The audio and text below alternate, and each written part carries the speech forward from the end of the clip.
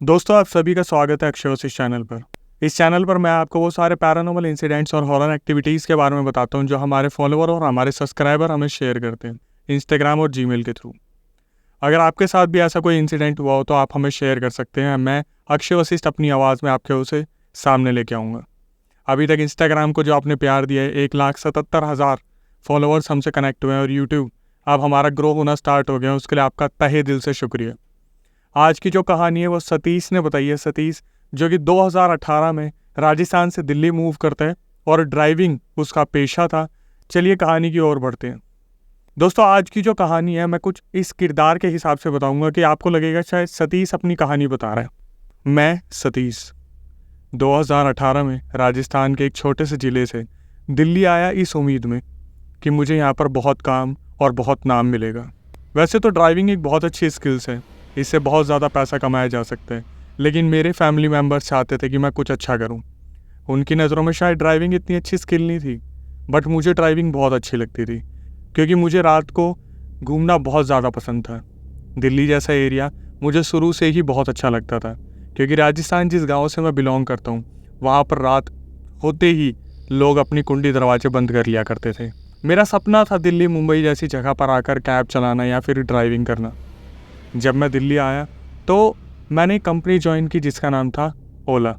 ओला 2018 में एक अच्छी बनती ब्रांड थी और मुझे काफ़ी अच्छे से स्विफ्ट डिज़ायर मेरी गाड़ी के साथ मुझे जो है एक एप्लीकेशन दी गई जिसको मैंने अपने मोबाइल में एक्सेस किया। जब मैं दिल्ली आया था 2018 में मुझे काफ़ी अच्छा काम मिला करता था, लेकिन अब कुछ टाइम बाद काम थोड़ा सा हल्का हो गया था क्योंकि मैं यहाँ रेंट पे रहता था तो कमाना खाना थोड़ा सा मुश्किल भी था। ये बात है एक रात की जब मैं तैयार हो रहा था और मैं अपनी गाड़ी साफ़ कर रहा था, तो मैं इंतज़ार ही कर रहा था कि मुझे कोई बुकिंग आए तो मैं फटाफट से एप्लीकेशन खोल के उसे एक्सेप्ट करूं। छोटी छोटी बुकिंग से कभी कभी मन नहीं भरता था, पैसे उतने बन नहीं पाते थे, तो मन करता था कोई लंबी बुकिंग मिल जाए तो एक बारी में एक रात का 2 से 3 हज़ार रुपये कमीशन बन जाएगा। अब मैं वेट कर रहा था, काफ़ी देर हो गई थी, 1 घंटा हो गया था जब मैं कैब के बाहर वेट कर रहा था, कभी इधर उधर घूम रहा था, मुझे कोई बुकिंग नहीं मिली। तो फाइनली मैंने सोचा कि क्यों ना चल के कहीं पे चाय पी जाए और चाय पीते पीते एप्लीकेशन में देखेंगे कि कोई बुकिंग मिलती है। शायद किस्मत अच्छी थी मेरी, जहाँ मैं चाय पी रहा था उसके सामने एक मंदिर था। मैंने हाथ जोड़े और प्रार्थना की कि मुझे एक बुकिंग मिल जाए। अगले 10 मिनट में एकदम से मेरे पास एक नोटिफिकेशन आता है। नोटिफिकेशन आते ही मैं देखता हूँ कि परवीन नाम से एक नोटिफिकेशन आया था। परवीन सैनी नाम था उसका। जैसे ही मैंने उसकी बुकिंग एक्सेप्ट करने के लिए उंगली का बढ़ाई, एकदम से मेरे पास बैक टू बैक कॉल्स आने स्टार्ट हो गए। ट्रू कॉलर पे परवीन सैनी बार बार रिफ्लेक्ट हो रहा था। अब मुझे समझ नहीं आ रहा था कि पहले मैं इसका कॉल उठाऊं या इसकी बुकिंग एक्सेप्ट करूं। फिर भी मैंने इसकी कॉल उठा ली। मैंने जैसी कॉल उठाई उधर से एक आवाज़ आई, भैया प्लीज़ भैया, हमें एमरजेंसी से कहीं जाना है थोड़ा दूर, हम आपको पे कर देंगे, अच्छा प्लीज़ बुकिंग कैंसिल मत कीजिएगा। अब तक कम से कम 10 से 12 ड्राइवर ने हमारी बुकिंग कैंसिल कर दी है। मैंने उन्हें बोला, देखो सर ये तो काम है मेरा, मैं आपकी बुकिंग क्यों कैंसिल करूँगा, आप बताइए कहाँ जाना है। तो उन्होंने बोला, भैया दिल्ली के इस वाले एरिया के यहाँ पे मैं वेट कर रहा हूँ और हमें जाना है, थोड़ा जल्दी आ जाएंगे आप। मुझे लगा आज तो चांदी चांदी हो गई, अचानक से एक बुकिंग मिल गई जो दूर की है, जैसे भगवान ने सारी इच्छाएं पूरी कर दी हैं। मैंने उसे थोड़ा सा सहानुभूति दी कि आप वेट कीजिए, मैं अगले 5 से 10 मिनट में वहाँ पहुँच जाऊँगा। और बुकिंग एक्सेप्ट करके मैंने देखा तो कमीशन मुझे 2300 रुपये मिल रहा था। मैं बहुत ज़्यादा खुश हो गया। उसके बाद मैंने अपनी कैब स्टार्ट की और जैसे ही मैं उनकी लोकेशन पर पहुंचा तो देखा कि लोकेशन बहुत ही ज़्यादा सुनसान किसी गांव के अंदर थी, जैसे कोई ऐसा इलाका हो जहां पर शायद रात को कोई कम निकलता हो। जब मैं वहां पर पहुंचा तो मैंने देखा कि 4 सदस्य वहां पे खड़े थे, माँ बाप, एक लड़का और एक लड़की। मैंने देखा कि शायद उन्होंने लड़की को किसी कंबल से या फिर किसी कोई चद्दर थी जिससे ढक रखा था। तो इतना तो मुझे अनुमान लग गया था कि ये किसी हॉस्पिटल की तरफ जा रहे शायद। मैंने उनकी गाड़ी जो है आगे रोड से घुमाई और उनके सामने लगा दी। तो उनके पिताजी आगे बैठ गए, बगल में भाई, बीच में बच्ची थी वो और साइड में माता जी। अब मैंने उनसे पूछा कि आपको कहाँ जाना है, तो उन्होंने बोला कि दिल्ली से बाहर थोड़ा हमें गाँव की तरफ जाना है। मुझे भी कोई दिक्कत नहीं थी क्योंकि मैंने जैसे बुकिंग ऑन करी तो मेरे सामने गूगल मैप खुल गया। मैंने धीरे धीरे गाड़ी चलानी शुरू की तो सब सही था अगले 5-10 मिनट तक। तो मेरा उनसे व्यवहार थोड़ा बनने लगा और मैंने उनसे पूछा कि अंकल जी आप मतलब कहाँ जा रहे हो इतनी रात को? तो उन्होंने बताया कि मेरी बेटी है, इसकी थोड़ी सी मानसिक संतुलन थोड़ा सा ठीक नहीं है, इसका काफ़ी टाइम से इलाज चल रहा है। ये सुनने के बाद मेरी नज़र एकदम से शीशे पे पड़ी जहाँ पर मैंने उस लड़की को देखा और वो लड़की मुझे ही देख रही थी। मुझे थोड़ा सा अजीब लगा तो मैंने अंकल से पूछा कि अंकल सब ठीक तो है, ऐसा क्या हुआ है?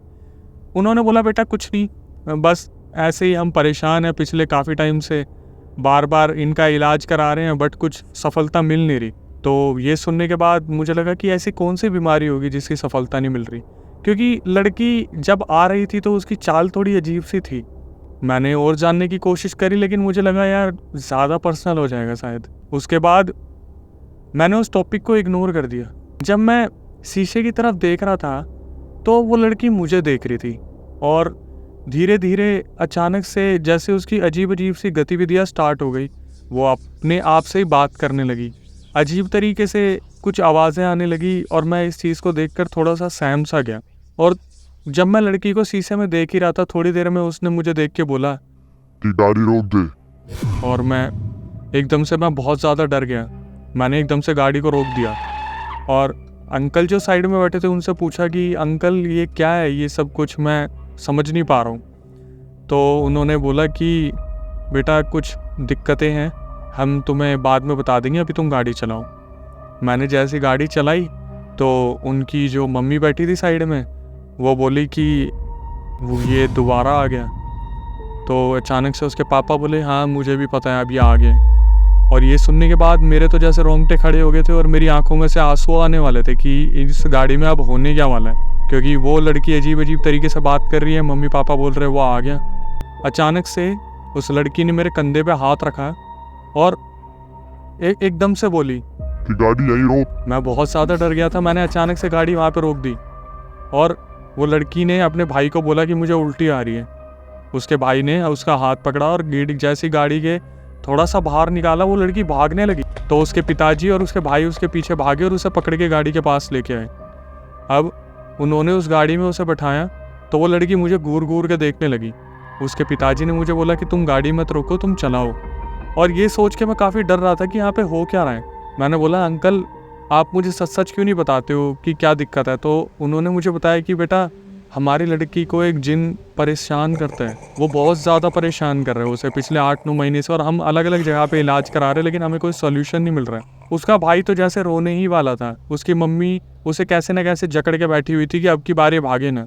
मैंने इस बात को इग्नोर करा ये सोच के कि मैं अपने पैसे तो नहीं छोड़ सकता। अपनी गाड़ी मैंने स्टार्ट की, आगे चलाने की कोशिश की तो ऐसे लगा जैसे मेरी गाड़ी को किसी ने पीछे से रोक लिया है। गाड़ी को फुल स्पीड में चलाने की कोशिश की, कैसे न कैसे रेंग रेंग कर हम उनके गांव में पहुंच गए। आधे एक घंटे बाद वहाँ पर उन्होंने मुझे मेरे पैसे दिए और मैंने सोचा कि अब मुझे यहाँ से निकल जाना चाहिए। लेकिन अंकल ने एकदम से मुझे बोला कि बेटा थोड़ी देर में सुबह होने वाली है, तुम एक काम करो, हमारा घर है, हम अंदर वाले कमरे में सोएंगे, तुम बाहर वाले में सो जाओ, अभी 3-4 घंटे बाद तुम चले जाना। अब मुझे इस चीज़ को सुन के थोड़ा सा लालच आ गया कि मैं 3-4 घंटे कहाँ भटकूँगा, CNG बर्बाद होगी। मैंने कहा ठीक है अंकल। उन्होंने बाहर वाले कमरे में मुझे सुला दिया, एक गद्दा, एक बेड और उधर एक चद्दर थी, एक तकिया था। थोड़ी देर तक मैंने फ़ोन चलाया, उसके बाद उसे चार्जिंग पर लगा के मैंने साइड में रख दिया। बड़ी मुश्किल 10-15 मिनट में नींद आई थी। फ़ोन रखते टाइम मैंने देखा था 2:45 हो रहे थे, तो मैंने सोचा कि अब सो जाना चाहिए। अब इस चीज़ पर मैंने ध्यान दिया था कि जो मेरा कमरा था उसके साइड में एक गेट था और उधर उस तरफ उनका कमरा था। तो मैं सुकून से सो रहा था कि अब मेरा कोई लेना देना नहीं है, सुबह जैसे ही होगा मैं अपनी गाड़ी में निकल जाऊंगा। 20 मिनट बाद अचानक से मुझे ऐसे लगा जैसे मुझे किसी ने हिलाया बहुत ज़ोर से। मैं गहरी नींद में जा चुका था। जैसे ही आँख खोला देखा सामने वो लड़की खड़ी थी और उसने मुझे भारी आवाज़ में बोला कि आज तू मरेगा अगर तू वक्त से यहाँ से नहीं निकला तो। दोस्तों ना तो मेरे हाथ चले, ना पैर चले, ना शरीर। मेरे तो जैसे आवाज़ पूरी गले में अटक के रह गई थी। मैं बिल्कुल सूख गया था। मैंने इस दृश्य को कभी नहीं देखा था और ऐसी उम्मीद भी नहीं की थी। कैसे न कैसे मुझे एक भागने का रास्ता दिखा, मैं वहाँ से भाग गया। गाड़ी उठाई, अपने घर पर आया। 4 दिन हो गए, बुखार नहीं उतरा मेरा। चौथे दिन एक बाबा के पास गया, उसे सारी बात बताई। उन्होंने बोला कि थोड़ा सा वक्त लगेगा उस सिचुएशन से बाहर निकलने में। फ़िलहाल तो मैंने मॉर्निंग शिफ्ट करवा ली है और अब मैं नाइट शिफ्ट के बारे में सोचता भी नहीं हूँ। कुछ ज़्यादा पैसों के लालच के चक्कर में मैंने नाइट शिफ्ट करवाई थी। सही कहते थे बुज़ुर्ग लोग, लालच बुरी बला है। फ़िलहाल मैं सही हूँ, बट कभी कभी बुरे सपने आते हैं मुझे। दोस्तों, ये थी सतीश की कहानी जो उन्होंने मुझे बताई थी। मैं कोशिश करूँगा कि मैं ऐसे ही नैरेट करके बताऊँ तो शायद आपको ज़्यादा एंटरटेन कर पाऊँ। आपके साथ भी कुछ ऐसा हुआ या आपके दोस्तों के साथ या रिश्तेदारों के साथ कुछ हुआ हो तो मुझे जीमेल पे भेजिए। मुझे इंस्टाग्राम पे भी आप भेज सकते हैं। हालांकि इंस्टाग्राम पे अब हमारे पास रिक्वेस्ट थोड़ी ज़्यादा आ रही है, तो जीमेल पे भेजेंगे तो मैं जल्दी देख पाऊँगा। जो प्यार आपने दिया उसके लिए तहे दिल से शुक्रिया। मैं अक्षय वशिष्ठ, आपका होस्ट, आपको सुनाऊँगा कहानियाँ जो आप भेजेंगे अपनी आवाज़ में। तब तक stay tune with the channel.